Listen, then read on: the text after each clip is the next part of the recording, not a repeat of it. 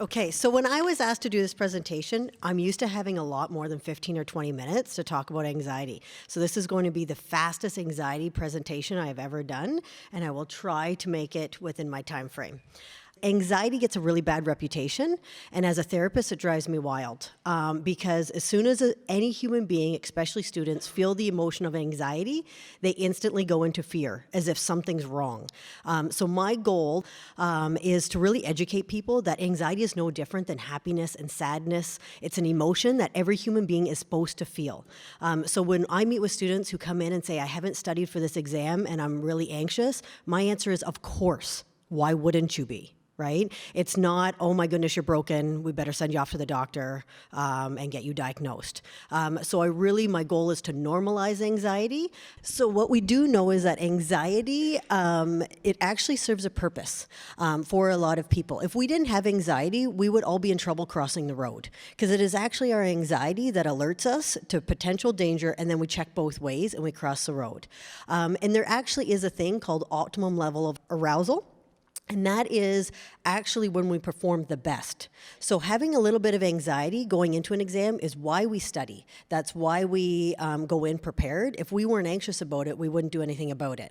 I actually tell students all the time that Sidney Crosby, famous hockey player, he actually knows how to maximize his optimum levels, which helps him perform and actually helps him physically on the ice. So I always say we don't want to get rid of anxiety, but we want to keep it at optimum or low.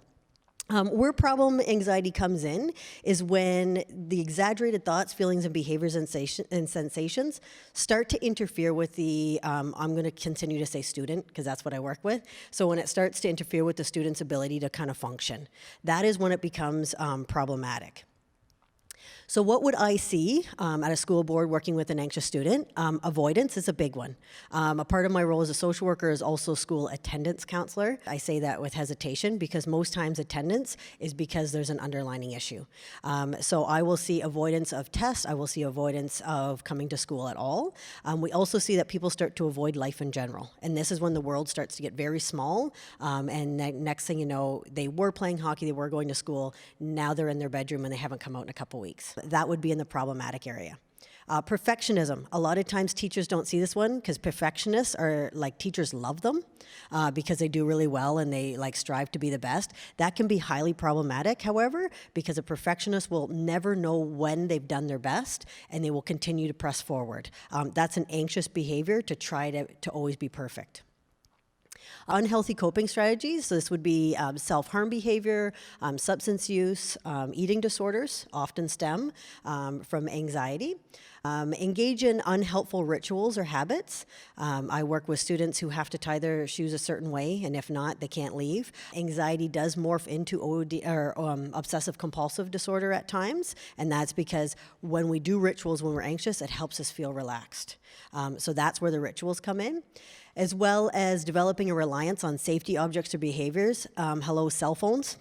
That is a big one that we see where kids are kind of addicted to their cell phone, and really what they're doing is avoiding the task at hand and they're entering into the world of the phone. And then excessive reassurance seeking. So this is if your child is saying like, I'm all right, right? Everything's okay. I'm not sick, right? And they're needing that reassurance. That's an anxious behavior. So when I had to narrow down what was I going to talk to you guys about anxiety, I feel like the most important piece that we need to know as human beings is what anxiety actually does in our brain and what it does in our body. And I tell students this information on a daily basis because far too often people experience anxiety, they feel like they're broken because they're experiencing it, and then based on the physical symptoms, they actually think that something's wrong with them. So when we can educate people on what happens in the brain and the body, I feel like we can really take some of that power out and normalize that feeling of anxiety. So I'm going to give you, this is how I do my brain with kids in the school. So I say in our brain, the inside of our brain is the amygdala. This is our limbic system. This little amygdala, which is like an almond-shaped part of our brain, is responsible for fight, flight, and freeze. It's our safety mechanism that keeps us alert and keeps us safe. Then the front part of our brain wraps around the front. The front part of the brain is responsible for rationalizing, reasoning, and problem solving. Highly important, especially in a school setting, to have this front part of the brain. So what ends up happening is there's an event that somebody starts to think about. We can have an anxious response, whether it's imaginary or whether it's real.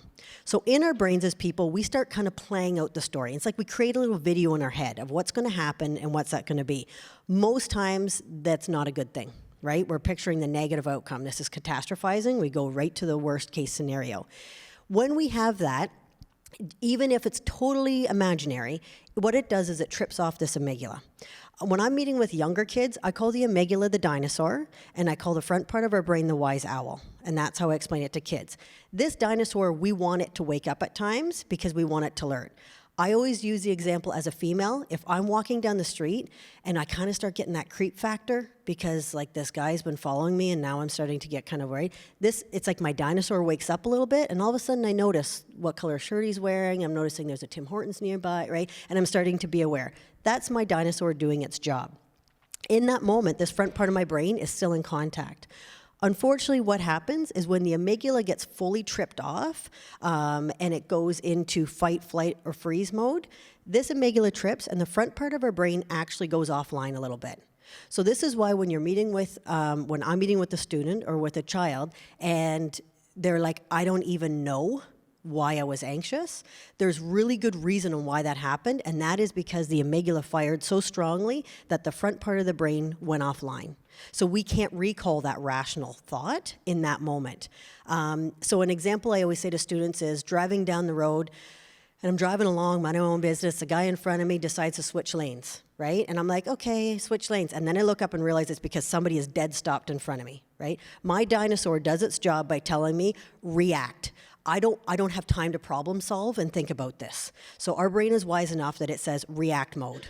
And this is why I'm about 2 lights up the road before I realize, oh my goodness, I didn't even look to see if somebody was beside me as I swerved around the car, right?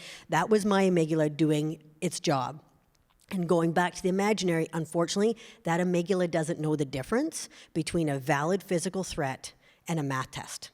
So if you have a child that studies and studies and then comes home and says, I went into that test and I drew a blank, it's a pretty strong indication that test anxiety kicked in and that front of their brain was no longer activated.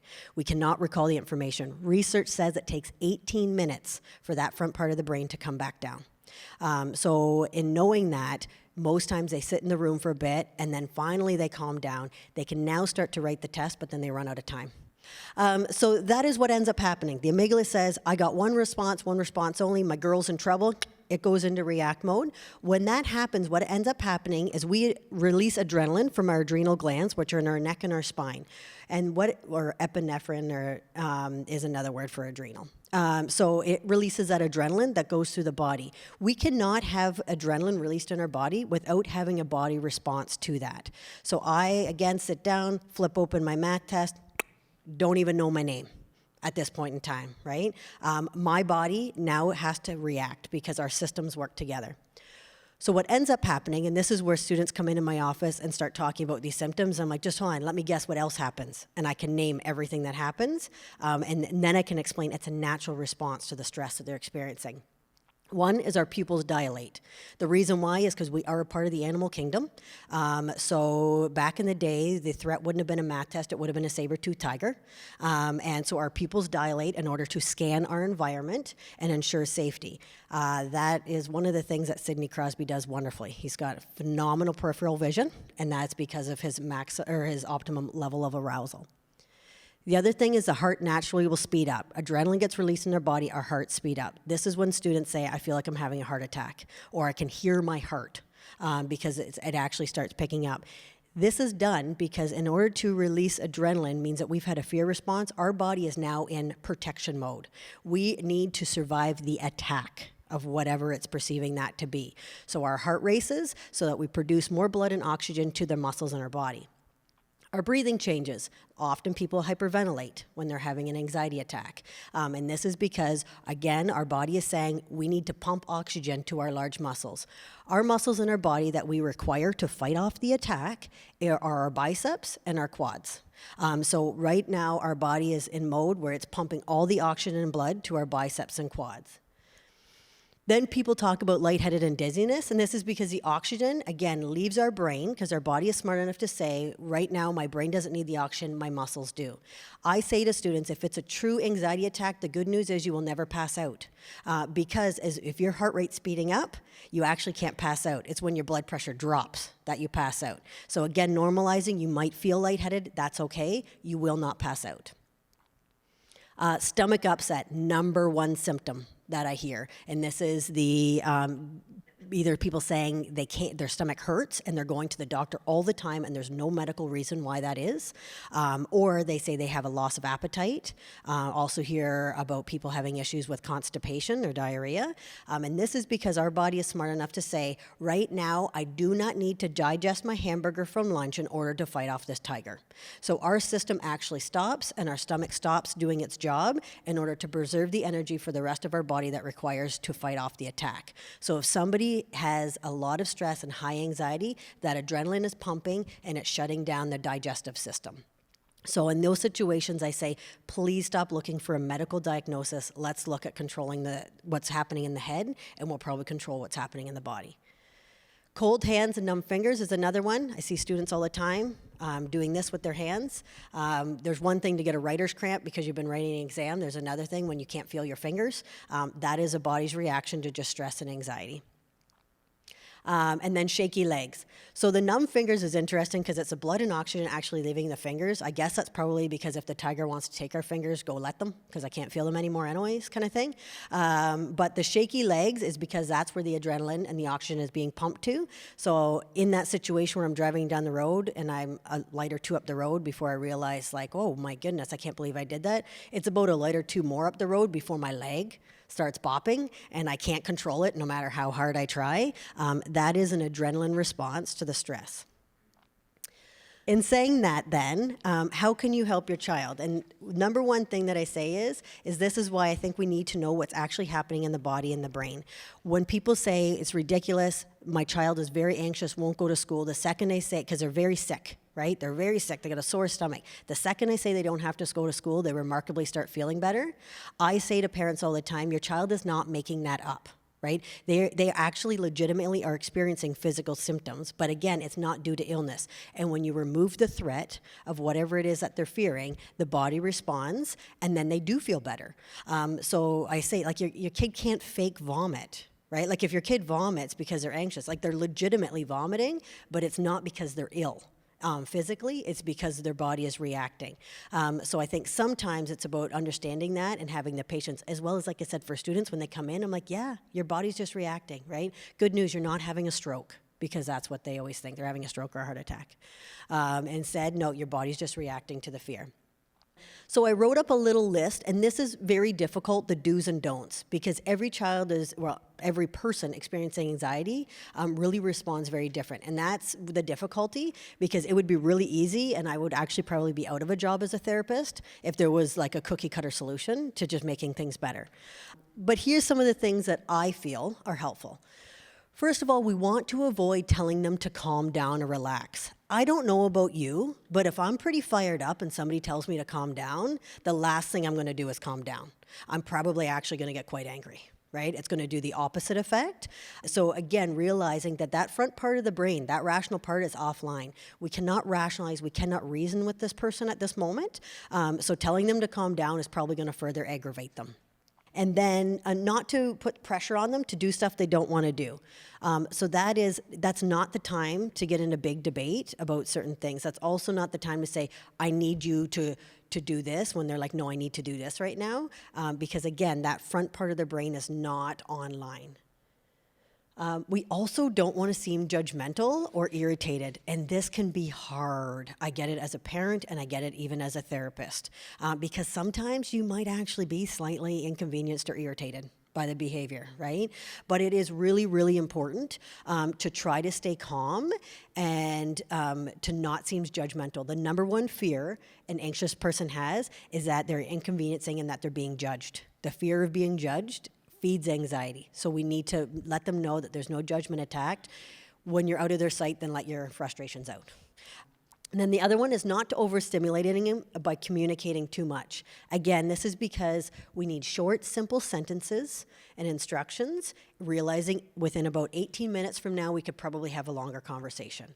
But right now in the moment, far too often anxiety morphs into anger, and that is because they can't get their head around it. Like I said, students will come into my office and not even be able to put sentences together. Because they're so anxious, and that's not the time for me to be asking, like, what happened, what trip you, because they cannot recall that, right? That's the time we talk about the Blue Jays, and we talk about upcoming events, and we just keep things simple. We need to understand that mood is highly contagious, and I tell teachers this all the time too, right? We are hardwired as people to be able to perceive the mind of other human beings. And people are like, what do you mean by that? That is, it's actually, the fancy term is called mirror neurons that are in our brain. And that is because if I saw somebody out there right now take an item of food and smell it and give it a sour face, I would actually be like, oh. Like, I would get the reaction. I don't even know what they're smelling, right? It might be something I love, but I get that reaction. We can also do this. I watch a lot of sports, and sometimes when I'm watching sports, my heart starts racing, and I'm feeling like I'm in the game. I'm not in the game. I've never played for the Leafs, right? But in that moment, I'm picking up on the neurons of the people that are playing. Or the other one is, I like to give the example of, like, I could have the best day ever and come home to my husband who might have had a bad day, and it sucks the energy right out of my good day, right? And it's A, because I'm trying to be a kind wife and not throw it in his face that I had an awesome day, but B, because that's how we are social creatures, so that we do it. So please realize that how you're projecting, if you're projecting as anxious or stressful, it is contagious. They will pick up on it. You don't have to say the words. We catch the vibe as a human being. Emphasize and validate how they're feeling. I know this is scary for you, right? Don't be silly. Don't say stop it. Say, I understand that you're scared right now, right? I understand that this is scary for you. What we want as human beings, we don't need people to always have to problem solve, but we do need them to validate and get where we're at. And then encourage them to breathe. They will be frustrated by this, but I can tell you the best way to drop that front part of the brain back online is to be able to take a couple controlled breaths, because then we're recirculating the oxygen back to the brain, which is feeding it to come back online. So that does serve a purpose. So I always say, you know what, just take a couple deep breaths with me, right? If I say, oh, okay, you need to calm down, have a couple deep breaths, that's not going to go over well. But if I say, you know what, let's just have a couple breaths. The trick with breathing is in the nose, out the mouth. In the nose goes to the brain faster, and out the mouth circulates the body.